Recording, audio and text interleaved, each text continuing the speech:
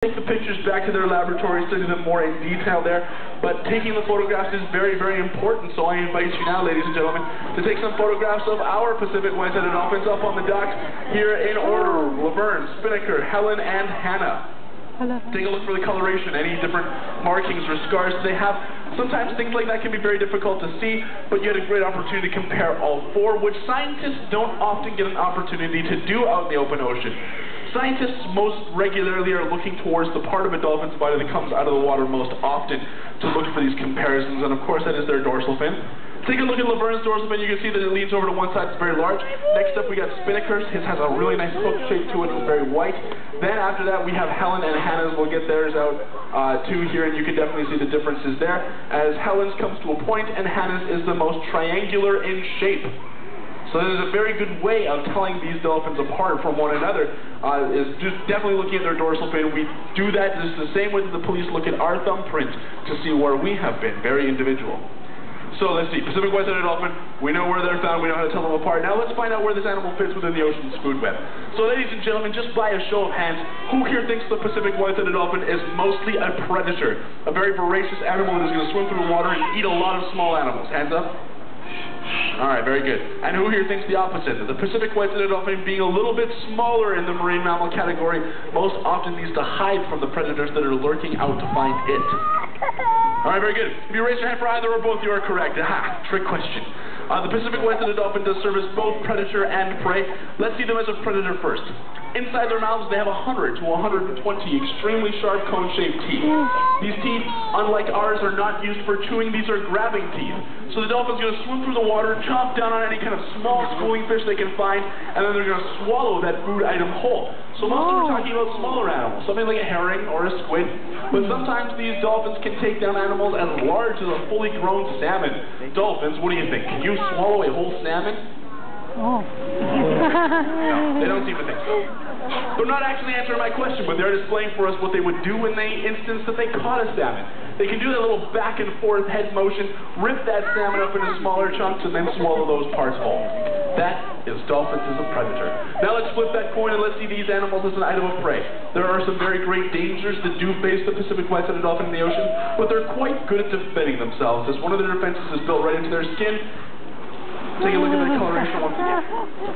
We call this counter shading. Dark back, white belly certainly helps out the animals in the water. If a predator is approaching from above, the dark back that the dolphin has helps them to blend into the ocean's floor. But likewise, should a predator be approaching from underneath, that white belly helps them to blend into the sky above. So we certainly have a good method of camouflage here that these dolphins are able to tap into. But who would do such a thing? Who's going to eat a Pacific white-headed dolphin? Well, I'll give you a hint.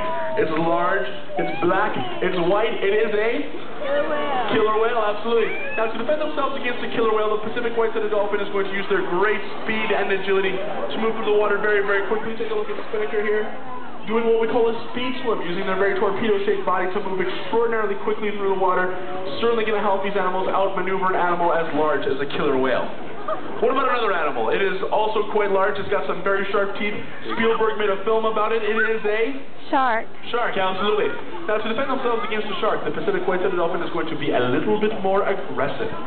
On the dolphin's body, at the edge of their mouth, they have a very hard-pointed edge, which is called their rostrum. Now, a lot of people believe this to be their nose, but instead the dolphins breathe from their blowhole. But this rostrum can be a very good defense tool. Now, you can see that Alicia has a basketball in her hand. She's going to throw that basketball into the exhibit, and then we will get an opportunity to see what these dolphins can do using their rostrum. This is Helen here, and notice how good she is at moving that basketball around. 2 pounds, and it's right back onto the dock, not a problem. In the instance that the dolphin does not use their rostrum, they also have a very powerful tail fluke. They can also administer a pretty devastating blow. I don't know about you folks, but if I got smoked in the face by a dolphin tail, I probably wouldn't want them for dinner either. Which brings us to our third and probably most dangerous predator. This one you know very well. You see it every time you look in the mirror. It's you. Human beings, very dangerous predators to these Pacific white-sided dolphins, most often in the form of what we call marine debris, which is all the junk that we're throwing into the water that hinders these animals from having a successful lifestyle. Now, 3 of the dolphins within this habitat have very personal stories to tell of their encounters with this marine debris, and you can see the scars that they have left on their bodies. Definitely Spinnaker has some scars where his pectoral flipper meets his body. You can definitely see where he shows off some scars, but I think Helen's scars are probably the most visible, as she had to have part of her pectoral flippers removed at a rehabilitation center because she was entangled in a fishing net. Now these animals live with us here at the Vancouver Aquarium as what is considered to be a non-releasable rehabilitation animal, which is just one of the ways that the aquarium is helping out, but you can certainly help too just by reducing the amount of garbage and pollutants that we're putting into the water. These animals will have a much safer and healthier habitat for many years to come. So let's look back at our research. We discovered the Pacific white-sided dolphin. We know where they live. We know how to tell them apart. We know where they fit in the ocean's food web, and now we know how we can help them out. I do believe it is time to conclude our research at that. So let us say goodbye to our dolphin friends as we meet them up in the air once more. This here, once again, ladies and gentlemen, is Spinnaker. Fabulous. And then, of course, Spinnaker's 3 lady friends, Helen, Hannah, and Laverne.